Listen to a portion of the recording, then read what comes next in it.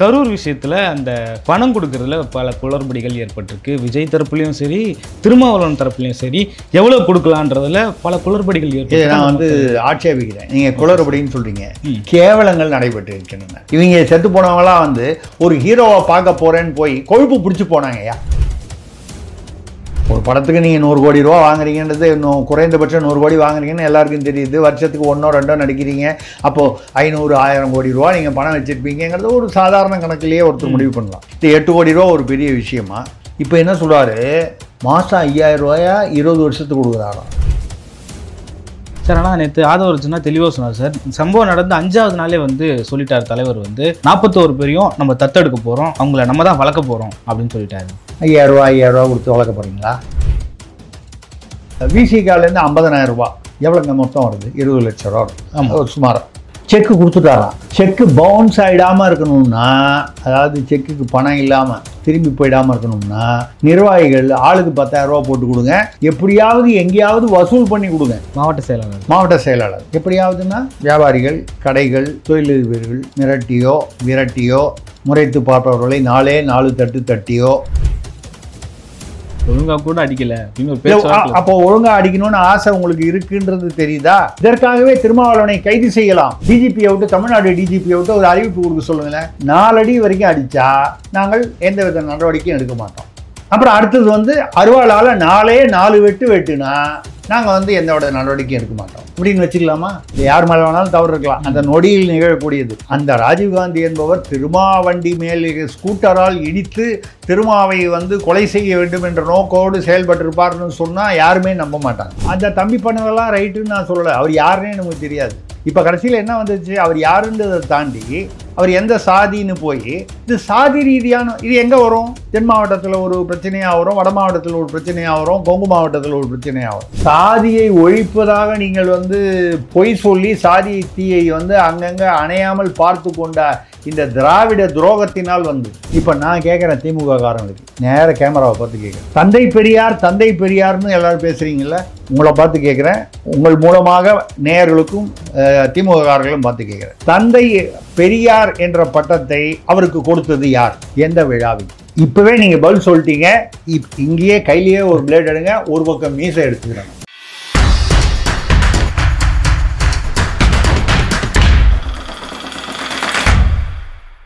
வணக்கம், நான் திருசக்தி சுந்தரராமன் பேசுகிறேன். தொடர்ந்து உங்கள்கிட்ட வள்ளுவம் சேனல் மூலமாக பேசிக்கொண்டிருக்கிறேன். நீங்களும் வந்து பார்த்து ரசித்து கொண்டிருக்கிறீர்கள். அதே சமயம் நீங்கள் எவ்வளவு ரசிக்கிறீங்க அப்படிங்கிறது வந்து எங்களுக்கு வந்து அதிக ஊக்கத்தை கொடுக்கும். அது இன்னும் எங்களுடைய முயற்சிகளை வெற்றிகரமாக்கும். அப்படின்னா என்ன செய்யணுன்னா, நீங்கள் தொடணும். சப்ஸ்கிரைப்னு இருக்குது பாருங்கள், அதை வந்து நீங்கள் வந்து அழுத்திட்டிங்கன்னா போதும். அதை எல்லோரும் தயவு பண்ணி அதை பண்ணிங்கன்னா தொட்டுவிட நமது உறவு தொடரும். கட்டாயம் மறந்துடாமல் வள்ளுவம் சேனலை சப்ஸ்கிரைப் பண்ணுங்கள். தொடர்ந்து பேசுவோம். தொடர்ந்து அதாவது ஜாலியாகவும் பேசுவோம், அறிவுபூர்வமாக, மக்களுக்கு உபயோகமாக, மக்களுடைய அந்த எண்ணத்தை பிரதிபலிக்கும் விதமாக தொடர்ந்து பேசி வருகிறோம், பேசுவோம். நீங்கள் தொட்டுவிட தொடரும். நன்றி. வள்ளுவம் நேயர்களுக்கு வணக்கம். அரசியல் பேசு நிகழ்ச்சிக்கு உங்களை வரவேற்பதில் மகிழ்ச்சி. மோடி இணைந்திருக்கிறார் மூத்த பத்திரிகையாளர் திருசக்தி சுந்தரராமன் அவர்கள். சார் வணக்கம். வணக்கம். நல்லா இருக்கீங்களா ராபின்சன்? நல்லா இருக்கீங்களா சார்? இருக்கேன், சொல்லுங்கள் சார். கரூர் விஷயத்தில் அந்த பணம் கொடுக்கறதுல பல குளறுபடிகள் ஏற்பட்டிருக்கு. விஜய் தரப்புலையும் சரி, திருமாவளவன் தரப்புலையும் சரி, எவ்வளோ கொடுக்கலான்றதுல பல குளறுபடிகள் ஏற்பட்டு நான் வந்து ஆட்சேபிக்கிறேன். நீங்கள் குளறுபடின்னு சொல்கிறீங்க, கேவலங்கள் நடைபெற்று இருக்கின்றன. ஓகே, இந்த குளறுபடின்னு ரொம்ப சாதாரணமாக கடந்து போக என்னால் முடியல. ஓகே, முதல்ல விஜய், ஏன்னா அங்கே தானே ஆரம்பம் பிரச்சனையே. 20 லட்ச ரூபா தரேன்னாரு. தமிழக அரசு 10 லட்ச ரூபா 1 மணி நேரத்துலேயே முதல்வர் சொல்லிட்டாரு. என்னன்னா, இந்த கரண்ட் கம்பியில் மின் ஊழியருக்கு 1 லட்ச ரூபா விழுந்து செத்து போனான்னா, விவசாயி வந்து செத்து போனான்னா 2 லட்ச ரூபா, கள்ளக்குறிச்சியில் கள்ளச்சாராயம் குடித்து செத்து போனால் 10 லட்ச ரூபா. ஒரு நடிகனை வந்து பார்க்க வேண்டும் என்று தேவையில்லாமல் முதியவர்களும் குழந்தைகளையும் கூட்டிகிட்டு போய், என்னை பொறுத்தவரை வந்து அனாவசியமாக தேவையற்று ரோட்டிற்கு சென்று உயிரை இழந்த தவிர்த்திருக்கக்கூடியது. டிவியில் பார்த்துட்டு போகலாமா அந்த ஹீரோவை? இந்த தேச சேவைக்காக போய் அவன் அந்த மின் கம்பத்தில் ஏறின ஊழியர் அவன் தன்னுடைய பணியில் செத்து போனான். விவசாயி அவன் அவனுடைய தொழிலில் செத்து போனான். இவங்க செத்து போனவங்களாம் வந்து ஒரு ஹீரோவை பார்க்க போகிறேன்னு போய் கொழுப்பு பிடிச்சி போனாங்கய்யா. பச்சையாக சொல்ல உயிர் போயிடுச்சுன்றதுனால நம்ம வந்து அது வருத்தப்படுறோம், வேதனைப்படுறோம். அதே சமயத்தில் தவிர்த்திருக்கப்பட வேண்டியதா இல்லையா? இதுக்கெல்லாம் பண்ணீங்களே. அப்போ விஜய் என்ன கேட்குறேன்னா, இப்போ அங்கே போய் பார்க்குற நேரத்துக்கு என்ன சொல்கிறாரு, 20 லட்சம் 20 லட்சம் கொடுக்குறேன்னு சொல்லி பந்தாவா சொல்லிட்டாரு. ஏன்னா அவர் 10 லட்சம்னு சொன்னார்ல ஸ்டாலின் முதல்வர். ஏடிக்கு போட்டியா 20 லட்சம் அனௌன்ஸ் பண்ணிட்டாரு. 20 லட்சம்னா 40 பேருக்கு கிட்டத்தட்ட 8 கோடி ரூபா வருது.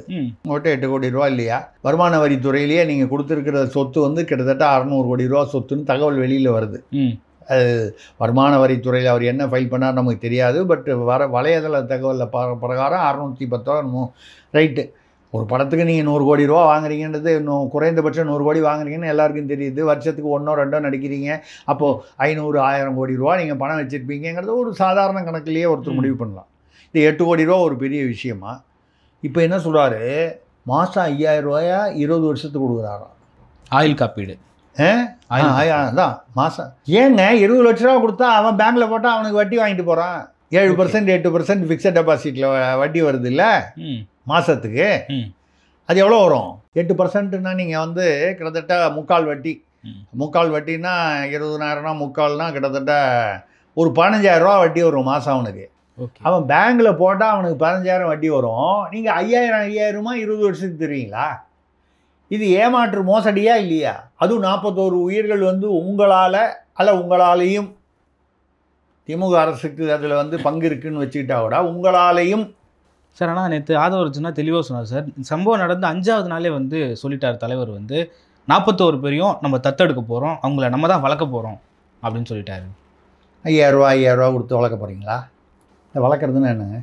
5000 ரூபா கொடுத்து பனையூரில் பக்கத்தில் பெருசாக ஒரு மண்டபம் கட்டி அங்கேயே எல்லாரையும் சாப்பாடு போட்டு அங்கேயே பள்ளிக்கூடம் நடத்தி நீங்கள் தான் வாக்குச்சாவடியே பனையூரில். நீங்கள் வெள்ள நிவாரணம் வரணும்னா ஒரு 25 குடும்பம் 50 குடும்பத்தை கூப்பிட்டு அங்கே வந்து ஒரு இது கொடுத்துருவீங்க.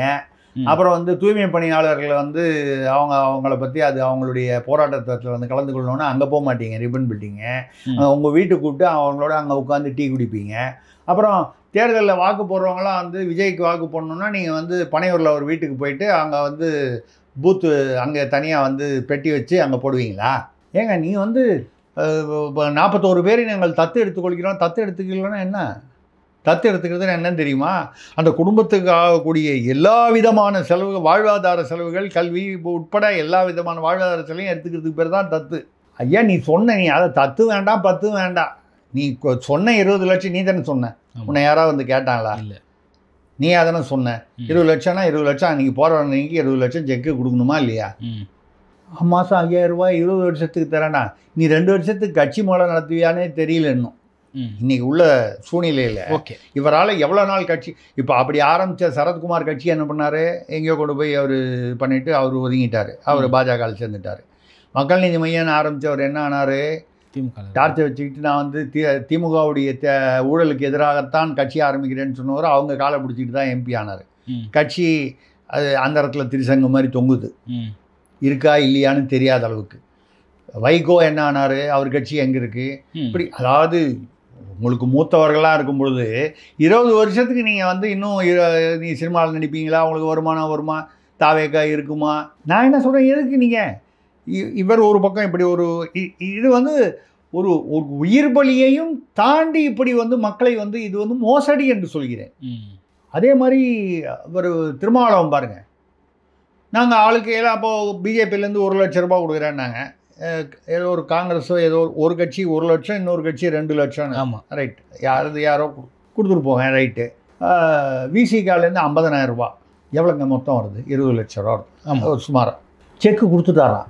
செக்கு பவுன்ஸ் ஆகிடாமல் இருக்கணும்னா, அதாவது செக்குக்கு பணம் இல்லாமல் திரும்பி போயிடாமல் இருக்கணும்னா நிர்வாகிகள் ஆளுக்கு 10,000 ரூபா போட்டு கொடுங்க, எப்படியாவது எங்கேயாவது வசூல் பண்ணி கொடுங்க. மாவட்ட செயலாளர் எப்படியாவதுன்னா வியாபாரிகள், கடைகள், தொழிலதிபர்கள் மிரட்டியோ விரட்டியோ முறைத்து பார்ப்பவர்களை 4 தட்டு தட்டியோ ஒழுங்காக அடிக்க வேண்டாம். அது என்ன ஒழுங்காக அடிக்கிறது? அடிக்கிறதே ஒழுங்கில்லாத விஷயம்.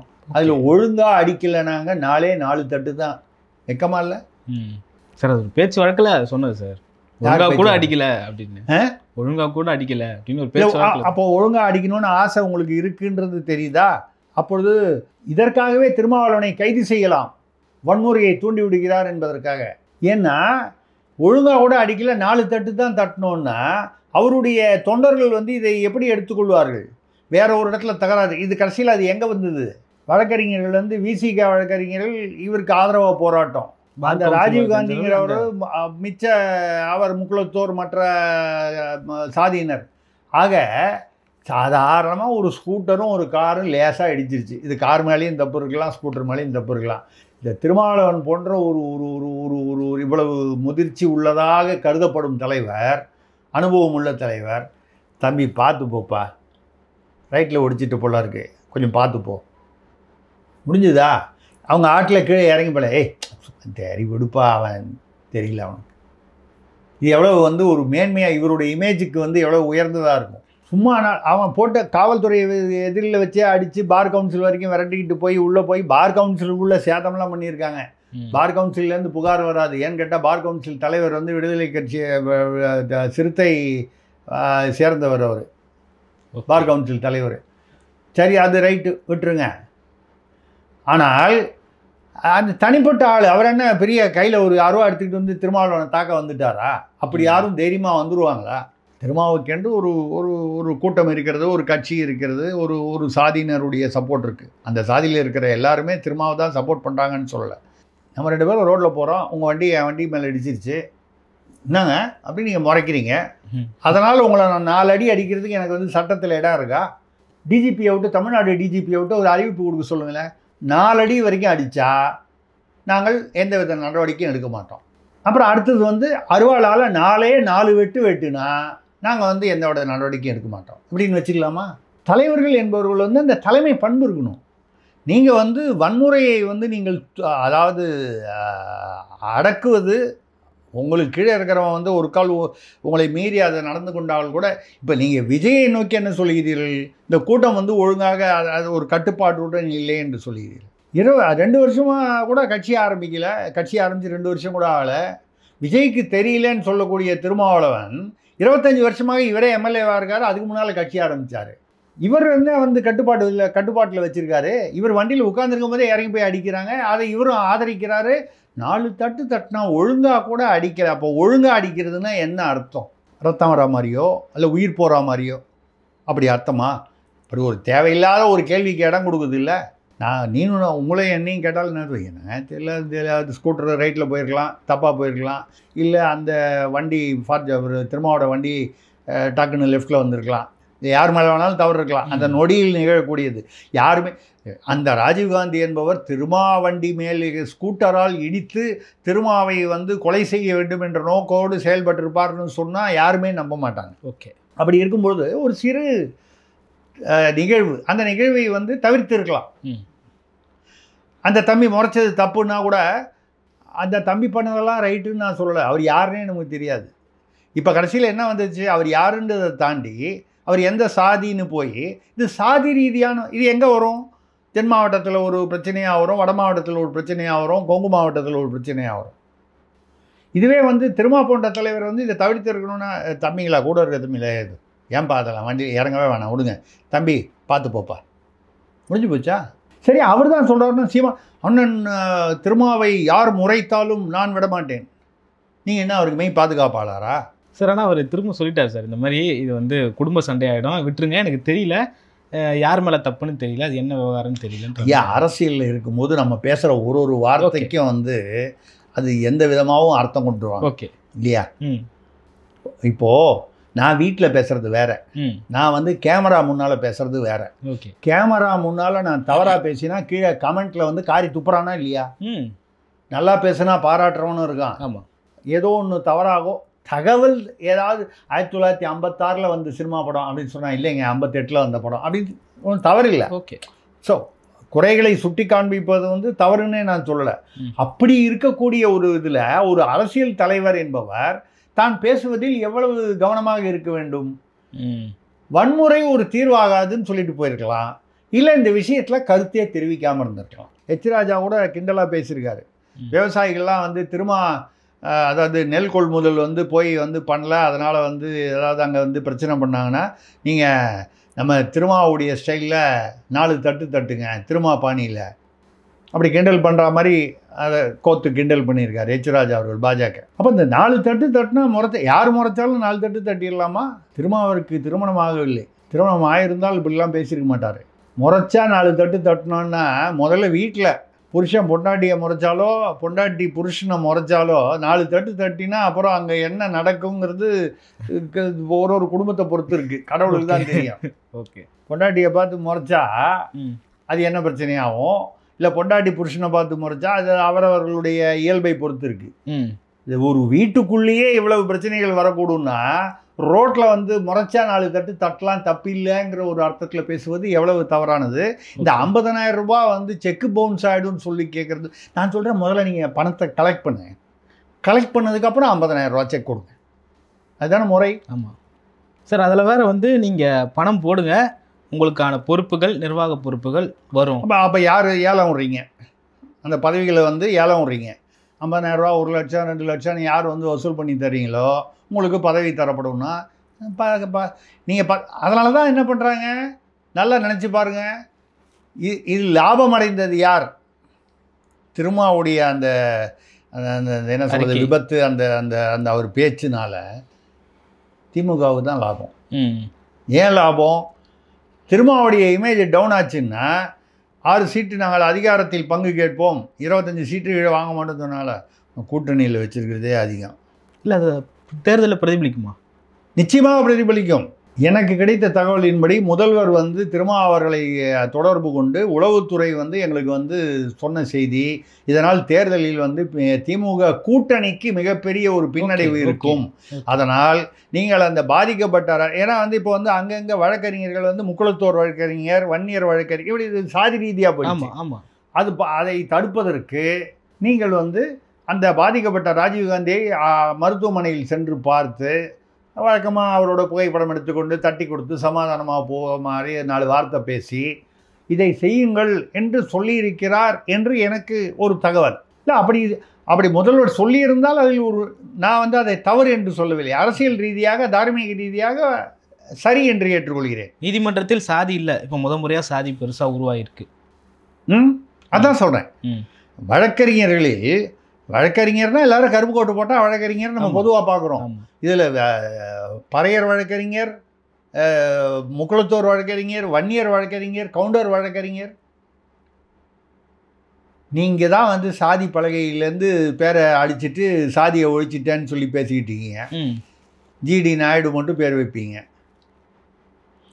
அதாவது தமிழ் தாய்மொழியாக இருக்கிற அவங்கெல்லாம் வந்து ஜாதி பேர் வச்சுக்கூடாது, புரியும்னு நினைக்கிறேன் உங்களுக்கு. ஓகே. முத்துராமலிங்க தேவர் வைக்கக்கூடாது, உவே சாமிநாத ஐயர் வைக்கக்கூடாது, யாரும் வீட்டில் தமிழ் பேசுகிறாங்களோ அவங்களாம் வந்து சாதி பேர் வச்சுக்கூடாது.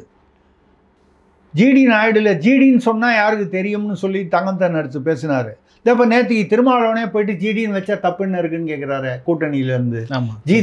நானும் அதே கேள்வி கேட்குறேன். திருமாவோட நம்ம வந்து ஏதோ ஒரு விஷயத்தில் விமர்சனம் பண்ணுறதுனால அதனால் வந்து எல்லாமே அவர் சொல்கிறது தப்புன்னு நம்ம சொல்லலை. அதே தான் நானும் சொல்கிறேன். ஜிடி என்று நீங்கள் வைக்கலாம், இல்லை ஜி துரைசாமின்னு வைக்கலாம், அவர் பேர் அதானே. உவே சாமிநாத ஐயரில் ஐயரை எடுக்கலாம், முத்துராமலிங்க தேவரில் தேவரை எடுக்கலாம், மாப்போ சிவஞான கிராமணியாரில் கிராமணியாரை எடுக்கலாம். அப்படின்னா ஏன் வந்து ஜிடி நாயுடுவில் நாயுடு பேரை எடுக்கக்கூடாது? ஜிடி நாயுடுன்னு சொல்லனா யாருக்குமே தெரியாது, ஜி துரைசாமின்னு சொல்லுவா தெரியாதா? சார் அவங்க குடும்பத்தினரே ஜிடி ஆடிட்டோரியம், ஜிடி அகாடமி அப்படிதான் வச்சிருக்காங்க. அவங்க ஜிடி நாயுடுன்னு வைக்கல இல்லைங்க. ஒரு காலகட்டத்தில் இந்த ஜாதி பெயர்கள் ஒரு அடையாளமாக இருந்தது. அன்னைக்கு யாரும் வந்து இந்த ஜாதி வித்தியாசத்துக்காக அதை வைக்கலை. நான் கூட சொல்லுவேன், அந்த காலத்திலலாம் போனால் வந்து வாங்க செட்டியார், ஒரு பேர் ஏதோ ஒன்று இருக்கும், வாங்க செட்டியார், மொழியார் எப்படி இருக்கீங்க, ஐயா சாப்பிட்டீங்களா, இப்படி இது வந்து ஒரு அடையாளமாக இருந்தது. அப்போ வந்து அதில் வந்து அதனால் வந்து சர்ச்சைகளோ பிரச்சனைகளோ வரல. என்னைக்கு நீங்கள் சாதியை ஒழிக்கிறேன் பலகையிலேருந்து எடுக்கிறேன்னு சொன்னீங்களோ அதுக்கப்புறமா தான் தென் மாவட்டத்தில் வந்து தேவேந்திர குல வேளாளருக்கும் முக்குளத்தோருக்கும் பிரச்சனை, வட மாவட்டத்தில் வன்னியருக்கும் பறையருக்கும் பிரச்சனை, அங்கே கொங்கு இதில் வந்து கவுண்டர்களுக்கும் வந்து பொதுவான பட்டியல் நின்றவருக்கும் பிரச்சனை, இதெல்லாம் எப்போ வந்தது? சாதியை ஒழிப்பதாக நீங்கள் வந்து பொய் சொல்லி சாதி தீயை வந்து அங்கங்கே அணையாமல் பார்த்து கொண்ட இந்த திராவிட துரோகத்தினால் வந்தது. இப்போ ஒரு ஜீவோ போட்டிருக்காங்க முன்மாதிரியாக சாதியை ஒழிப்பதற்காக. அதில் தலைவர்கள் பேர் வைக்கணும்னா எப்படி வைக்கணும்? கலைஞர் கருணாநிதி அவர்கள் பேர். அப்படி வச்சா நீங்கள் எல்லாரும் பேரும் போடணும். எம்ஜிஆர் பேரை காணோம், 13 வருஷம் ஆட்சி பண்ணார். ஜெயலலிதா பேரை காணோம். தலைவர்கள்னால் எல்லா கட்சி பெயர்களும் இருக்கணும். இந்த திமுக பெயர்கள் தான் முன்மாதிரியா? இப்போ கூட அந்த டிஎன்பிஎஸ்சிலேயே எதுலேயோ ஒன்று கேட்டிருக்காங்க, முதுகலை ஆசிரியர் அந்த தேர்வில் வந்து கலைஞர் கருணாநிதி என்று பட்டம் வழங்கப்பட்டது எந்த விழாவில்? ரொம்ப அவசியமா சார்? அதுக்கு ஒரு 4 ஆப்ஷன் வேறு கொடுத்துருக்காங்க. 4 ஆப்ஷன். அது வந்து இந்த நாடக விழா, அந்த நாடக விழா, இந்த அடுத்தது வந்து இன்னும் அநேகமாக அடுத்த டிஎன்பிஎஸ்சியில் கேள்வி வந்து கலைஞரும் ராஜாத்தி அம்மாள் அவர்களும் சந்தித்தது எந்த நாடகத்தில்? இதை நோக்கி தமிழ்நாட்டு கல்வி திட்டம் போகிறதா? இதெல்லாம் வந்து நீங்கள் தனிப்பட்ட விஷயங்கள், நம்ம அதுக்குள்ளே போக வேண்டாம். ஆனால் இந்த தனிப்பட்ட விஷயங்களை வந்து நீங்கள் வந்து தேர்வில், பொது தேர்வில் கொண்டு வரும்போது தான் நம்ம அதை விமர்சனம் பண்ண வேண்டியிருக்கு. இது நான் வந்து புதுசாக சொல்கிற விஷயம் இல்லை. மனோரமா ஆட்சி தான் வந்து போட்டு கொடுத்தாங்க தயாளு அம்மாள்கிட்ட வந்து ராஜாத்தி அம்மாளுக்கு எனக்கும் தொடர்பு இருக்குது, அவங்க வந்து என்னுடைய துணைவியார் என்பதை வந்து போட்டு கொடுத்ததே மனோரமா ஆட்சி தான் சொல்லி சொல்லும்போது ரஜினிகாந்தும் கமலஹாசனும் அதே மேடையிலேருந்து கைத்தட்டி சிரித்து ரசித்ததெல்லாம் நம்ம பார்த்தோம். ஆமாம். அப்போது நம்ம அதை விமர்சனம் பண்ணாதான் அது தனிப்பட்ட விமர்சனம். அது அவராகவே பொது மேடைக்கு கொண்டு வந்து விட்டார், அதனால் அது தனிப்பட்ட விமர்சனமாகாது. இல்லை, இது மாதிரி பர்சனல் கேள்விகள் வந்து தவிர்க்கப்படுறது. யார், அது எந்த குடும்பத்தில், அது கலைஞர் திமுகன்றதை விட்டுருங்க சார். அதுவும் வந்து முதுகலை ஆசிரியர்களுக்கு இந்த கேள்வி தேவையா அப்படின்றது இருக்குது. அதுதான் சொல்கிறேன். அப்போது நீங்கள் வந்து அது முன்னால் ஒரு டிஎன்பிஎஸ்சியில் வந்து விடியல் ஆட்சி என்பது எதை குறிப்பதுன்னு ஏதோ வந்தது. விடியல் ஆட்சி தொடங்கப்பட்ட காலம் 2021 இந்த தேதி இது விடியல்னு யார் சொன்னாங்க? நீங்கள் உங்கள் கட்சிக்காக, உங்களுடைய தேர்தல் அரசியலுக்காக நீங்கள் எங்களுடைய விடியல் ஆட்சின்னு ஒரு ப்ராபகேண்டா பண்ணீங்க. ரைட். அது ஏன் பண்ணீங்கன்னு யாரும் கேட்கல. அது விடியலா இல்லையா மக்கள் முடிவு பண்ணுறாங்க. அடுத்த தடவை வாக்கு செலுத்தும் போது அவங்க முடிவு பண்ண போகிறாங்க. ஓகே. தேர்வில் போய் நீங்கள் கட்சி விஷயத்தை தேர்வில் எதுக்கு கொண்டு வரீங்க? பொது விஷயங்களை கொண்டு வாருங்க. மாப்போசியை பற்றி கேளுங்க, வஉசியை பற்றி கேளுங்க, மகாத்மா காந்தியை பற்றி கேளுங்க, தேசத் தலைவர்களை பற்றி நேதாஜி சுபாஷ் சந்திர போஸை பற்றி கேளுங்க. ஓகே. இந்த மாதிரி விஷயங்களை கேளுங்க. ஏங்க ஒரு முதல்வராக இருக்கிறவருக்கு வந்து இந்தியா சுதந்திர நாளுக்கும் குடியரசு நாளுக்குமே குழப்பம் வருது, மாறி மாறி பேசுகிறாரு. நீங்கள் பொது தேர்வில் கலைஞர் வந்து அவருக்கு எப்போ அந்த பட்டம்னு இப்போ நான் கேட்குறேன். திமுக காரங்களுக்கு நேர கேமராவை பார்த்து கேட்குறேன். தந்தை பெரியார்னு எல்லோரும் பேசுகிறீங்கள, உங்களை பார்த்து கேட்குறேன். உங்கள் மூலமாக நேயர்களுக்கும் திமுக காரர்களும் பார்த்து கேட்குறேன். தந்தை பெரியார் என்ற பட்டத்தை அவருக்கு கொடுத்தது யார்? எந்த விழாவில்? இப்போவே நீங்கள் பதில் சொல்லிட்டீங்க. இங்கேயே கையிலேயே ஒரு பிளேட் எடுங்க, ஒரு பக்கம் மீசை எடுத்துக்கிறாங்க. தெரியுமா? தெரியலைங்க சார். அங்கே ஐயா கேமராமேன் தம்பி இருக்கார், உங்களுக்கு தெரியுமா? பெரியாருக்கு பெரியார் பட்டம் கொடுத்தது யார், எப்போது? நான் சொல்லட்டுமா? சொல்லுங்க சார். மீனாம்பாள் செல்வராஜ் என்ற பெண்மணி, திராவிட சிந்தனை உள்ள பெண்மணி, ஒரு குறிப்பிட்ட வருஷ கூட்டத்தில் ஏதோ ஒரு கூட்டத்தில் கொடுத்தார். ஓகே. இந்த மீனாம்பாள் செல்வராஜ் யாருன்னு உங்களுக்கு தெரியுமா? எனக்கும் தெரியாது. நான் படித்து தெரிஞ்சுக்கிட்டு தான் உங்களுக்கு சொல்கிறேன். ஏதோ நான் பெரிய புட்சாலின்னு காமிக்கிறதுக்காக சொல்ல, நானே எங்கேயோ சமீபத்தில் தான் படித்து தெரிஞ்சுக்கிட்டேன், எதேச்சையாக. ஓகே. இப்போ யாரோ ஒரு மீனாம்பாள் செல்வராஜ் என்பவர் அது வந்து கொடுத்தது வந்து அந்த பட்டம் வந்து அப்படியே நிலைத்து விட்டது. நம்ம ஏன் கொடுத்தாங்கன்னு கேட்கல, கொடுத்தது ரைட்டு தப்புன்னு சொல்லலை. இப்போது சிவாஜி கணேசனுக்கு, நடிகர் திலகம் கணேசன், விழுப்புரம் சின்னையா கணேசனுக்கு சிவாஜி என்ற நாடகத்தில் சிறப்பாக நடித்ததால் அந்த இது சிவாஜி என்ற பெயர் வந்து கொடுத்தது ஈவேரா அவர்கள். ஒரு நாளத்தை பார்த்துட்டு கொடுத்தார், சிவாஜி வேஷத்தில் நடித்தார்னால. ஆனால் மீனாம்பாள் செல்வராஜ் என்பவர் ஒரு பெரிய தமிழ்நாட்டில் வந்து ஏதாவது திராவிட தலைவரா, தேசிய தலைவரா, கட்சி தலைவரா, பிரபலமானவரா எனக்கும் தெரியல, உங்களுக்கும் தெரியல. ஆனால் அந்த பெயர் நிலைத்து விட்டது. ஏதோ ஒரு குறிப்பிட்டவர்களுக்கு வந்து அந்த பெயர் பிடித்து இருக்கிறது. நான் என்ன சொல்கிறேன், அந்த மாதிரி கேள்வியாவது கொஞ்சமாவது பரவாயில்ல. இவர் கலைஞர் என்று விருது இவருக்கு எந்த விழாவில் வழங்கப்பட்டது அப்படின்னு சொன்னால், முதுகலை பேராசிரியர்கள் வந்து இது வந்து ஒரு கட்சி சார்பானது, ஒரு தனிப்பட்ட நபர் சார்பானது. இதற்கு பதிலாக நீங்கள் வந்து கலைஞர் கருணாநிதி எந்த எத்தனை முறை வந்து முதல்வராக இருந்தார் என்று கேட்டால் கூட தவறில்லை. ஏன்னா அது பொதுவெளியில் உள்ள செய்தி. 5 முறை முதல்வராக இருந்தார். அதில் 1 2 3 4 5ன்னு ஏதோ ஒரு நம்பர் கொடுத்து கேட்டால் கூட தவறில்லை. ஓகே, நான் அவரை பற்றி கேள்வியே கேட்கக்கூடாதுன்னு சொல்ல. இந்த கேள்வியில் ஒரு நியாயம் இருக்கணும். ஓகே, இது தனிப்பட்டு யாரோ கலைஞர்னு கொடுத்தாரு, ஏதோ ஒரு விழாவில் கொடுத்தாங்க. அது எல்லாருக்கும் அப்படி பொது அறிவாது? இது திணிப்பது இல்லையா? உங்கள் கட்சியின் அந்த அந்த கட்சி கலைஞர் கருணாநிதி இந்த கட்சி சம்பந்தமான விஷயங்களை பாடத்திட்டத்திலோ ஆசிரியர்களிடத்திலோ திணிப்பது இல்லையா? அந்த திணிப்பது கலைஞர் இல்லை. யார் சார்பாக செய்தாலும் தனிப்பட்ட தகவல்களை வந்து அப்படி திணிப்பது கூடாது என்பதுதான் நம்மளுடைய கருத்து. ஓகே சார், இதில் வேளச்சேரி பகுதியில் இருக்கக்கூடிய அந்த ஊர் மக்கள் வந்து மழைக்காலம் தொடங்கிருச்சு, இன்றைக்கி தொடங்கியிருக்கு, இன்னிலேருந்து எப்படியும் வெள்ளப்பெருக்கு அங்கே ஏற்படும் சொல்லிட்டு, ஒருவேளை நீங்கள் திரும்ப ரோடு போடலை சீரமைக்கலைன்னா இந்த 26 சட்டமன்ற தேர்தலை நாங்கள் வந்து புறக்கணிக்கிறோம் அப்படின்னு சொல்லிட்டு ஒரு தீர்மானம் நிறைவேற்றிருக்கோம். அந்த சீதாராம் நகர், டான்சி நகர் இந்த பக்கத்தில் உள்ளவங்கெல்லாம் தீர்மானம் போட்டிருக்காங்க. நான் கூட செய்தித்தாளில் படித்தேன். ஏன்னா வேளச்சேரி வந்து பொதுவாகவே வெள்ளம் வந்தால் சென்னையில் முதலில் பாதிக்கப்படும் பகுதிகளில் வந்து வேளச்சேரி, பள்ளிக்கரணை, இந்த மாதிரி சில பகுதிகள் வந்து சேலையூர், இந்த இவெல்லாம் தாழ்வான பகுதிகள். அந்த மாதிரி எல்லாம் ஏரியெல்லாம் வந்து ரியல் எஸ்டேட் போட்டு பிளாட்டு போட்டு நீங்கள் விற்றுட்டிங்கன்னா அப்படி தான் ஆகும். அந்த மாதிரி உள்ள பகுதியில் வேளச்சேரியும் ஒன்று. வேளச்சேரி மட்டும்தான் சொல்லலாம், வேளச்சேரியும் ஒன்று. அவர்கள் பார்த்து போராட்டம் பண்ணி எல்லாம் மனு போட்டு நொந்து போய் அவங்க வந்து நாங்கள் வந்து சட்டமன்ற தேர்தலை புறக்கணிப்போம். இப்போது இந்த சட்டமன்ற தேர்தலை புறக்கணிப்போம்னா இது வந்து ஒரு ஜனநாயகத்திற்கு வந்து ஒரு ஆபத்தான ஒரு விஷயம். அவர்களை குறை சொல்லலைன்னா வேறு வழி இல்லைன்ற அந்த ஒரு இடத்துக்கு போயிட்டாங்க அவங்க. அப்போ எல்லாருமே புறக்கணிக்க ஆரம்பித்தால் ஜனநாயகம் எப்படி தழைக்கும்? அப்போ ஜனநாயகத்தின் மீது என்ன நம்பிக்கை? மக்கள் வந்து எல்லா தொகுதியிலையும் அந்த மாதிரி வந்து புறக்கணிக்க ஆரம்பித்தா என்ன வரும்னா அது புரட்சிக்கு வித்திட்டு விடும். நாம் சொல்கிறது வந்து புரட்சி அப்படின்னு சொல்கிறது வந்து நியாயமான காரணங்களுக்காக நியாயமான முறைகளில் வந்தால் அந்த எழுச்சியை புரட்சி என்று நாம் அதை ஏற்றுக்கொள்ளலாம். ஓகே. ஆனால் அது வன்முறையாக வந்தால் அது பேர் புரட்சி இல்லை, கலவரமாயிரும். ஒரு கலவரத்திற்கும் புரட்சிக்கும் எங்கே வித்தியாசம்? முதல்ல காரணம் நியாயமாக இருக்கணும், அப்புறம் அந்த முறை நியாயமாக இருக்கணும். 2 நியாயமாக இருக்கணும். காரணம் நியாயமாக இருக்குது, முறை சரியில்லைனாலும் அது வந்து கலவரமாக தான் வரும். ஓகே, இல்லையா?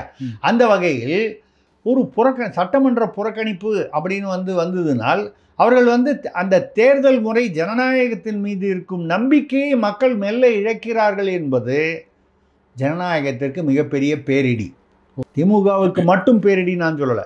அப்படி இல்லைன்னா அந்த ஏரியாவில் வந்து அவன் வாக்கு போடலன்னா அந்த பூத்தில் மட்டும் கொஞ்சம் வாக்கு கம்மியாக இருக்க போகுது. இல்லைனாலும் அங்கே யார் ஜெயிக்கிறாங்களோ, திமுக ஜெயித்தாலும் ஜெயிக்கும், இல்லை வேறு எதிர்கட்சி ஜெயித்தாலும் ஜெயிக்கும். இதனால் ஒரு பெரிய ஒரு அப்படியே இந்தியாவிலேயோ தமிழ்நாட்டிலேயோ ஒரு பெரிய மாற்றம் வந்துவிடும் சொல்லலை. ஆனால் இது போன்று இப்போது கீதா ஜீவன் அவர்கள் வந்து அமைச்சர் வந்து போனபோது தூத்துக்குடியிலேயே அந்த மாவட்டத்திலேயே சில இடங்களில் வந்து எங்களுக்கு மக்கள் அதாவது மகளிர் உரிமை தொகை வந்துக்கிட்டு இருந்தது, இப்போ நின்று போச்சு, வரல. அப்புறம் தகுதி உள்ளவங்களுக்கு நீங்கள் கொடுக்குறேன்னு சொன்னீங்க, கொடுக்கல அப்படின்னு அவரை முற்றுகையிட்டு நேற்று செய்தித்தாளில் இதே மாதிரி நேரு அவர்களை வந்து சில இடங்களில் முற்றுகையிட்டு இருக்கிறார்கள் இந்த உள்ளாட்சி விஷயங்கள். நான் இந்த அமைச்சர்னு சொல்ல, அது அமைச்சர்களே. இதெல்லாம் வந்து அபாய எச்சரிக்கை திமுக அரசுக்கு. இந்த முற்றுகை என்பது பொன்முடிய ஒரு இடத்துல வந்து சேரவாரி அடித்தாங்க, அது கூட வழக்காச்சு. ஆமாம், சேரவாரி அரைக்கிறேன்னா நான் கூட வேறு ஒரு இதில் சொன்னேன், எங்கே பார்த்தாலும் குண்டு மிரட்டல் வருது இந்த ஒரு வாரத்தில். பார்த்தீங்கன்னா இளையராஜா வீட்டில், சீமான் வீட்டில், அங்கே இங்கே எஸ்வி சேகர் வீட்டில், பத்திரிகையாளர் வீடுகள்லாம் கூட வந்து. நீங்கள் வந்து அது என்ன பெரிய தீவிரவாத இயக்கமானு பார்த்தா இதில் யார் சம்மந்தப்பட்டிருக்கான்னு பார்த்தா தனித்தனி ஆட்கள், ஒருவரோட ஒருவர் தொடர்பு இல்லாதவர்கள் வந்து இதை பண்ணுறாங்க. அப்போது அது என்ன அப்படின்னா உளவியல் ரீதியாக இதை பார்த்தீர்களானால் மக்களிடையே ஒரு பெரிய அதிருப்தி இருக்கிறது இந்த ஆட்சியின் மீது. திமுகன்றதை விட்டுருங்க, யார் ஆட்சி செய்கிறார்களோ அவர்கள் மீது அதிருப்தி இருக்கிறது. அது சாலை இல்லைன்னு சொல்லலாம், சட்ட ஒழுங்கு சொல்லலாம், பாலியல் வன்முறை சொல்லலாம், கிடைக்க வேண்டிய வேலை கிடைக்கலன்னு சொல்லலாம், தொழிற்சாலைகள் சரியாக வரலன்னு சொல்லலாம். இப்போ கூட வந்து இந்த ஃபாக்ஸ்கானில் பார்த்தீங்கன்னா அவர் முதல்வர் வந்து என்ன சொன்னார், ஃபாஸ்கான் வந்து 15,000 கோடி புதிதாக முதலீடு செய்வதாக உறுதியளித்துள்ளார்கள். ஃபாஸ்கானில் வந்து நாங்கள் அந்த மாதிரி முதல்வர்கிட்ட சொல்லவே இல்லை, எங்களுக்கு அந்த மாதிரி திட்டமே இல்லைன்னு சொல்லிட்டான். இதை அன்புமணி ராமதாஸ் அவர்கள் சுட்டி காட்டி பேசியிருக்கிறார்கள். இதனால் இவ்வளவு வேலை வாய்ப்பு வரும்னா அப்போ நீங்கள் வந்து மோசடியாக சொல்லியிருக்கிறீர்கள், பொய் சொல்லியிருக்கிறீர்கள். உண்மையிலேயே ஃபாஸ்கான்காரன் வந்து போடுறான்னு சொன்னோன்னா அவன் வந்து ஒன்று ஆமான்னு சொல்லுவான், இல்லைன்னா பேசாமல் இருப்பான். ஓகே, நாங்கள் அந்த மாதிரிலாம் போடுறேன்னு முதல்வர்கிட்ட சொல்லவே இல்லைன்னா இது முதல்வருக்கு வந்து உண்மையிலேயே வந்து ஒரு என்ன சொல்கிறது, ஒரு பின்னடைவான அவருடைய நற்பெயருக்கு களங்கமான ஒரு விஷயம். அவர் பொய் சொன்னாருங்கிற ஆகுது, அது பொய் சொல்லியிருந்தாலும் தவறு. அப்படி இல்லை, ஃபாஸ்கான் வந்து அவர்கிட்ட வந்து உறுதி சொல்லிட்டு வந்து இப்போ இல்லைன்னு சொன்னால் அதுவும் தவறு, நமக்கு தெரியாது என்ன நடந்ததுன்னு. ஆனால் அதுக்கு டிஆர்பி ராஜா வந்து தொழிலமைச்சர் என்ன பதில் சொல்கிறாரு, ஃபாக்ஸ்கான் வந்து ஒரு கால் உண்மையிலேயே உறுதி கொடுத்தாங்கன்னா ஐயா பாருங்கள் எம்ஓயூவில் கைது போட்டிருக்கேன், அதான் இருக்குது பாருங்கள், அதுதானே பேசணும். ஆமாம், அதுதான் பேசணும். இல்லை அவர்கள் வந்து ஓரலாக சொன்னாங்க, அதை வச்சு முதல்வர் சொல்லியிருக்காரு, நாங்கள் அவர்களோடு பேசி கொண்டிருக்கிறோம். இது கூட வந்து ஒரு குழவாக இருந்தாலும் ஏற்றுக்கொள்ளக்கூடியது. அன்புமணி அவர்களுக்கும் அவருடைய தந்தை அவர் குடும்ப விஷயத்திலேயே அவருக்கு தந்தையுடனே தகராறு, அவர் இதெல்லாம் பேசக்கூடாது. எதுக்கு மொட்டை தலைக்கு முழங்காலுக்கு என்ன முடிச்சு? அவங்களுக்கும் அவங்க அப்பாவுக்கும் வந்து பிரச்சனைனா ஏன் இல்லையா? இன்றைக்கி லாலு பிரசாத் யாதவ் பீகாரில் பார்த்தீங்கன்னா தேஜஸ்வி யாதவ் எங்கேயோ வெளியூர் பிரச்சாரத்துக்கு போயிட்டு வரதுக்குள்ளே லாலு பிரசாத் யாதவ் அப்பா வந்து வயசானவர், அவர் வந்து ஒரு லிஸ்ட்டு போட்டார், ஃபர்ஸ்ட் லிஸ்ட்டு. வீட்டுக்கு வந்து பார்த்து தேஜஸ்வி யாதவ் கடுப்பாயிட்டார். ஏன்னா அங்கே இன்னும் அவங்க கூட்டணி காங்கிரஸோடு முடிவாகலை, இழுபறியில் இருக்குது.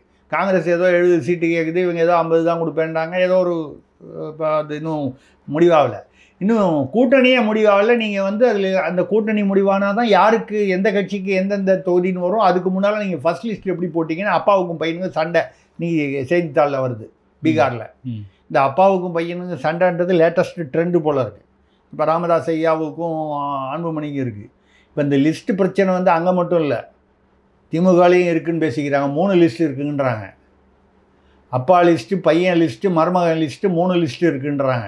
இன்னும் அடுத்த 3 மாதங்களில் இந்த பீகாரில் இன்றைக்கி நடக்கக்கூடியது தமிழ்நாட்டில் என்ன எப்படி வரும் திமுகலன்னு நமக்கு தெரியல. எல்லா கட்சியிலையும் குழப்பம் இருக்குது. தமிழ்நாட்டில் மற்ற கட்சிகள்லாம் குழப்பம் இல்லையா? எல்லா கட்சியிலையும் இப்போ குழப்பம் இருக்குது. அது களம் எப்படி மாறப்போகுதுன்னு தெரியல. எதுக்குன்னா ஃபாக்ஸ்கான் விஷயத்தில் இல்லாத முதலீடு இதெல்லாம் சொல்கிறீங்கல்ல. ஆந்திராவில் வந்து கூகுள் வந்து 85,000 கோடி முதலீடு பண்ணுறான். ஆந்திர பிரதேசத்தில் சந்திரபாபு நாயுடு போய் கூகுள் அமெரிக்காவில் போய் கேட்கவே இல்லையே, ஜெர்மனி போகவே இல்லையே, அவர் தனி விமானம் வச்சுட்டு குடும்பத்தோடு துபாய் போகலையே அவர். அது துபாயில் போய் வரதெல்லாம் வந்து அந்த முதலீடு வந்து அது வந்து கிவ் அண்ட் டேக். ஓகே, அனுப்பிச்சிட்டு வாங்குகிற முதலீடுன்னு பேசிக்கிறாங்க. அது வேறு ஒரு ரகசியம். அது விட்டுருக்கேன். மகாராஷ்டிராவில் ஃபட்னாவிஸ் முதல்வராக இருக்கிறார்.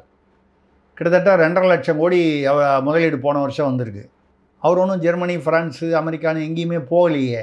ஏன் இப்போ கூகுளில் பார்த்தீங்கன்னா கூகுளுடைய தலைவர், சர்வதேச தலைவர் வந்து ஒரு தமிழர், சுந்தர் பிச்சை என்றவர்.